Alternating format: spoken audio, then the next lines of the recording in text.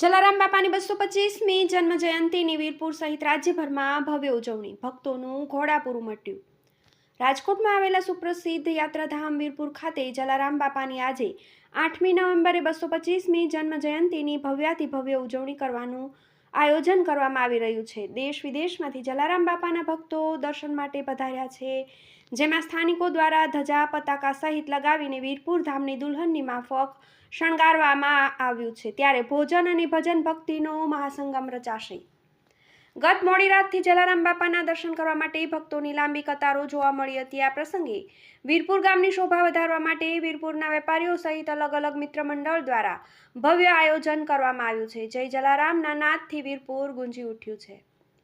ઠેર ઠેર ભક્તિમય માહોલ જોવા મળી રહ્યો છે। 300 જેટલા સ્વયંસેવકો ખડે પગે સેવા આપશે। જલારામ બાપાની 225મી જન્મ જયંતિએ વીરપુર ખાતે દેશ વિદેશમાં લાખોની સંખ્યામાં બાપાના ભક્તો ઉમટી પડ્યા છે, જેમાંથી કેટલાક શ્રદ્ધાળુઓ પોતાની માનતા પૂર્ણ કરવા માટે વીરપુર સુધી પદયાત્રા કરે છે। આ સાથે અન્ય રાજ્યોમાંથી પણ સંઘો અને પદયાત્રીઓએ વીરપુર આવવા માટે પ્રયાણ કર્યું છે। બાપાની જન્મ જયંતિની ઉજવણીની વ્યવસ્થામાં 300 જેટલા સ્વયંસેવકો સેવા આપશે। 225 વર્ષ પહેલા થયો હતો જન્મ। સ્થાનિકોએ કહ્યું કે આજથી 225 વર્ષ પહેલા 4 નવેમ્બર 1799 અને વિક્રમ સંવત 1856ના કારતક સુદ સાતમના દિવસે ગોંડલ પાસે વીરપુરમાં બાપાનો જન્મ થયો હતો। તેમની માતાનું નામ રાજબાઈ અને પિતાનું નામ પ્રધાન ઠક્કર હતું। રાજબાઈ ખૂબ જ ધાર્મિક હતા। તેઓ આખો દિવસ ધાર્મિક કાર્યોમાં રચ્યા પચ્યા હતા। ભારે ભક્તિભાવથી સાધુ સંતોની સેવા કરતા હતા। ત્યારે તેમની આ સેવા જોઈને ખૂબ જ પ્રસન્ન થયેલા સંત રઘુવીરદાસજીએ તેમને આશીર્વાદ આપ્યા હતા કે તેમનો બીજા નંબરનો પુત્ર જલારામ ભગવાનની ભક્તિ અને સાધુ સંતોની સેવા કરીને માનવ સેવાનું અનોખું ઉદાહરણ સમાજમાં ઊભું કરશે।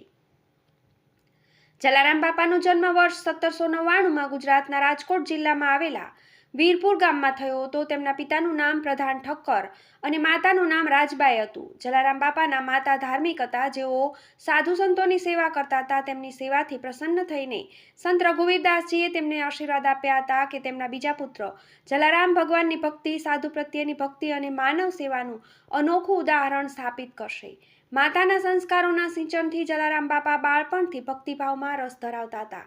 તેમને સાંસારિક જીવનમાં કોઈ રસ નહોતો, પરંતુ પિતાના દબાણના લીધે થોડા સમય માટે તેમણે ધંધામાં મદદ કરી, પરંતુ જલારામ બાપાનું ધ્યાન ધંધામાં મન લાગ્યું નહીં અને તેઓ તેમના કાકા સાથે રહેવા લાગ્યા। તેઓ ભક્તિભાવમાં એટલા ગળાડૂબ બની ગયા હતા કે 18 વર્ષની ઉંમરે તેમણે તીર્થયાત્રા પૂર્ણ કરી પરત ફર્યા તો તેઓ ભોજ ભગતના શિષ્ય બની ગયા હતા। તેમના ગુરુના સૂચન પર તેમણે સદાવ્રત ચાલુ કર્યું। આ અન્નક્ષેત્રમાં સાધુ સંતોની સાથે ગરીબ અને જરૂરિયાતમંદોને વિનામૂલ્યે ભોજન કરાવવામાં આવતું હતું। ઠેર ઠેર રાજ્યભરમાં જલારામ જયંતિની ઉજવણી।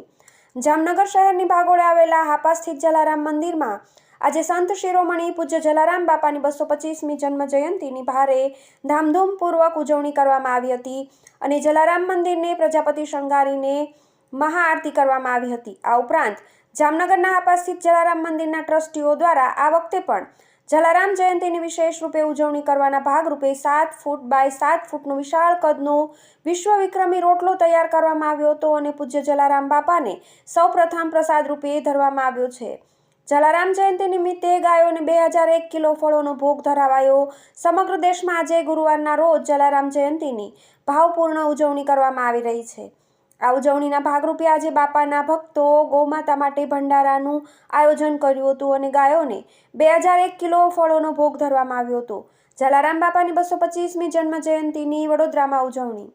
સંત શિરોમણી જલારામ બાપાની 225મી જન્મ જયંતિ નિમિત્તે શહેરના જુદા જુદા વિસ્તારમાં આવેલા જલારામ મંદિરોમાં મહાઆરતી ભંડારાનું આયોજન કરવામાં આવ્યું છે, જેમાં કારેલીબાગ, સુભાનપુરા, ઇલોરા પાર્ક અને માંજલપુર સહિત અરણીસમા ખાતેના મંદિરોમાં અન્ય વિવિધ ધાર્મિક કાર્યક્રમોનું પણ આયોજન કરવામાં આવ્યું છે। ઇલોરા પાર્ક ખાતે લોહાણા સમાજ દ્વારા પાદુકા પૂજન, સાંજે મહાઆરતી સહિત મહાપ્રસાદીનું આયોજન કરવામાં આવ્યું છે।